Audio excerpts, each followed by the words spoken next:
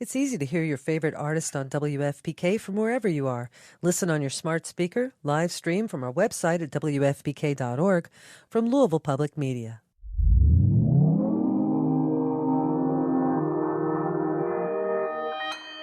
Consequence Podcast Network.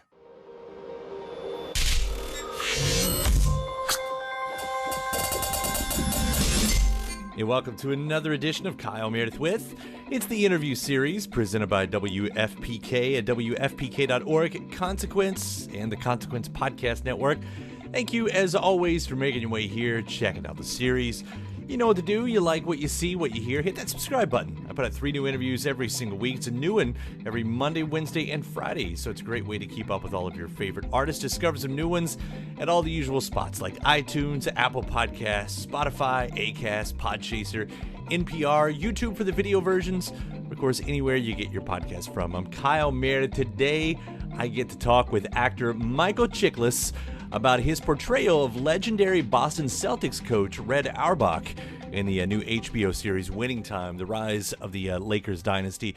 Of course, you know Michael. You could know Michael from many, many things. From the 80s into the 90s when he was playing Commish. He was the Thing in 2 of the Fantastic Four films that happened in the mid-2000s. Of course, most of you probably know him at least from The Shield, playing Curly in The Three Stooges, or lately from the American Horror Story, which he spent a couple seasons on as well. Michael, as I said, gets to play, not only does he get to play Red Auerbach, this is a hero of his. Growing up, Michael, from the Boston area, so when you're talking about Auerbach, you're talking about the Celtics. You're talking about any Boston team, right? This is a big thing. What's interesting here is he gets to play Red Auerbach, but not exactly as the version that he grew up watching, but rather, as he says, a principal antagonist, as seen through the eyes of Jerry Buss and the LA Lakers. A really interesting kind of way to play someone that you've had this image of for your entire life. So we got to talk about that. We got to talk about getting to spar over such a great script with John C. Reilly, and I tell you, Michael does a fantastic impression of John C. Reilly that you'll hear in this interview right here. We're also going to talk about how he sees Coach Auerbach as a progressive thinker in his era of basketball. And then Michael's going to take us back to having the real Magic Johnson on the set of Fantastic Four. I want to hear what the comparison is from the real Magic Johnson to the one we see on screen here in Winning Time, is played by Quincy Isaiah. So you get all that and more. Let's do this. Winning Time, the rise of the Lakers Dynasty. It's Kyle Meredith with Michael Chiklis. Hi, how are you? First off, I want to tell you how much fun it was to seeing you playing Red Auerbach here in the new Winning Time. Hell of a job, really. Oh, thank you. I appreciate that. And the way we see you at the beginning, by the way, you got this shot right there, and you're at the table surrounded by your guys like a mob boss. What does it take to get into this version of Red? Because this isn't exactly the version you grew up watching as much as it is the version that we see through the eyes of Jerry Buss and the Lakers, right? Right. Well, I knew that because it was from the perspective of the Los Angeles Lakers that I was basically coming in as a principal antagonist, certainly to begin with, and throughout, actually. Now, I'm very hopeful, frankly, that as things progress, that they do get into the 3-dimensionality of Red even more, so that you understand why he was so great and so formidable. But I knew for the purposes of this, and of course, with Jerry Buss being the protagonist of this show, that, Red would be viewed primarily as an antagonist. Having said that, I did a tremendous amount of studying about Red Auerbach, and it brought a lot of those insights to the performance, especially as they relate to Jerry Buss and the Los Angeles Lakers and everybody else for that matter. And here's what I mean. What I found out about Red Auerbach, which made a lot of sense to me, was, especially through books like Bill Russell's Red and Me, that Red was a tremendous collaborator. He was not dictatorial.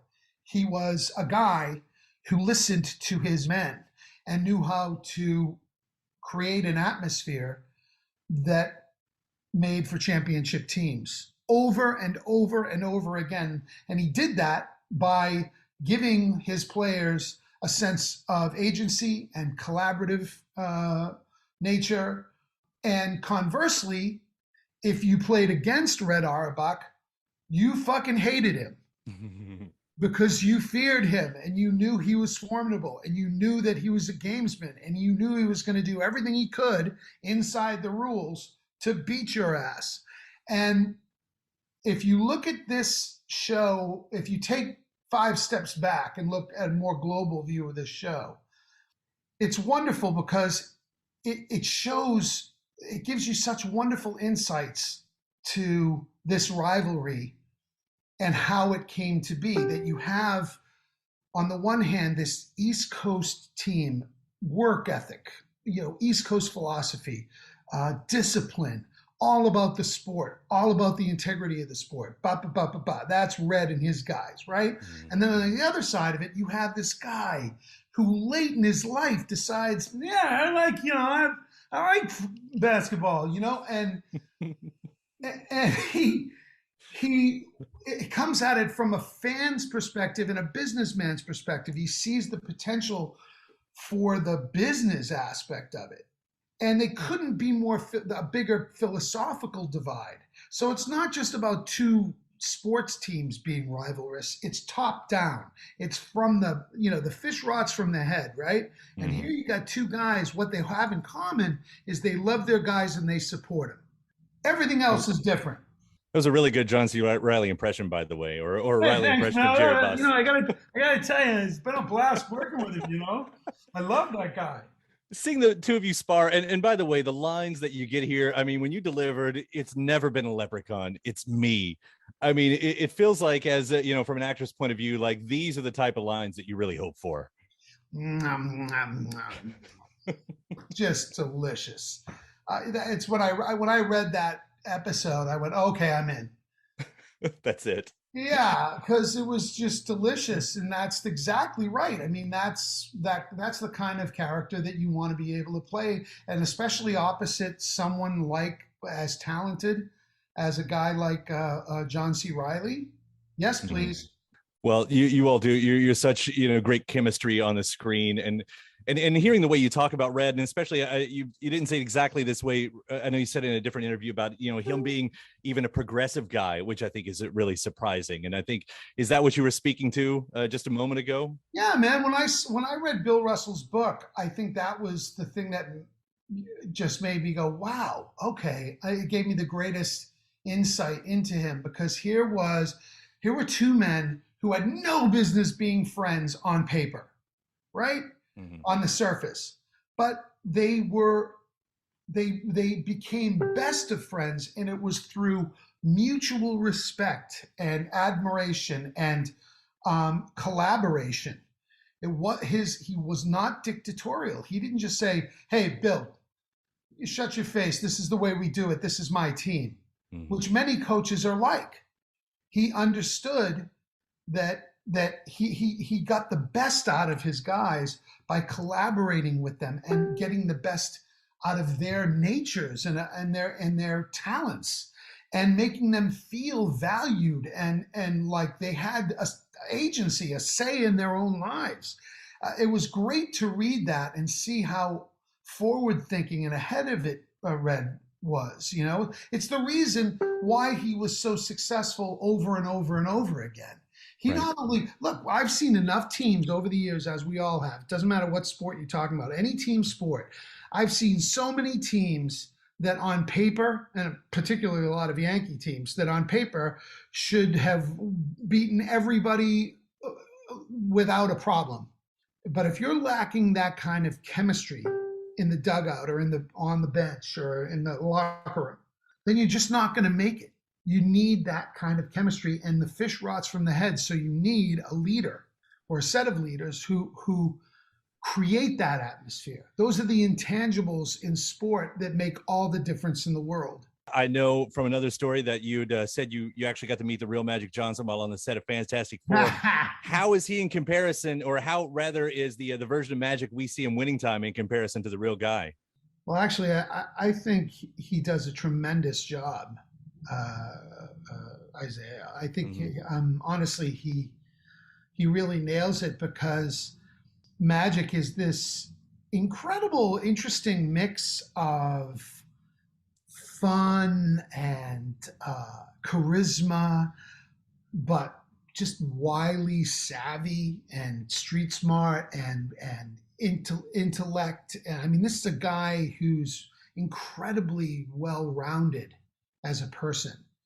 You know what I mean? That's what I got from my little bit of time that I had with Magic. That he wasn't just a big smiling face. Man, this guy was savvy, really smart, knew the room, understood what was going on around him at all times, and saw the big picture in things. I just think he's tremendously talented in many areas, not just with a basketball in his hand.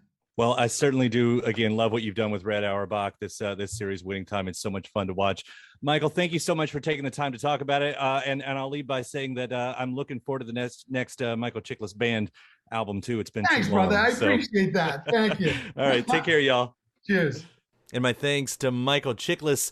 Again, HBO Max, however you want to catch it.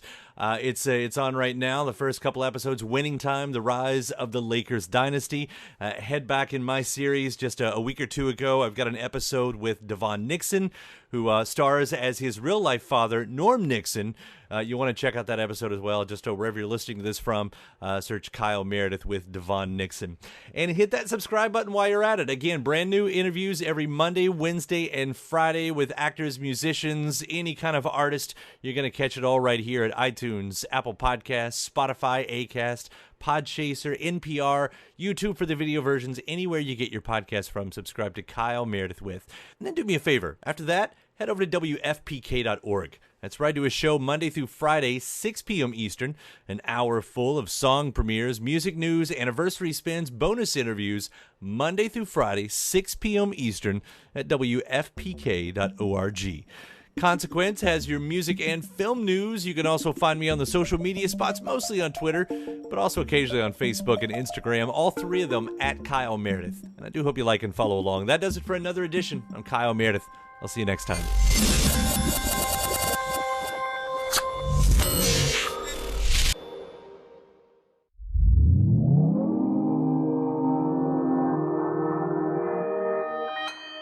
Consequence Podcast Network. It's easy to hear your favorite artist on WFPK from wherever you are. Listen on your smart speaker, live stream from our website at WFPK.org, from Louisville Public Media.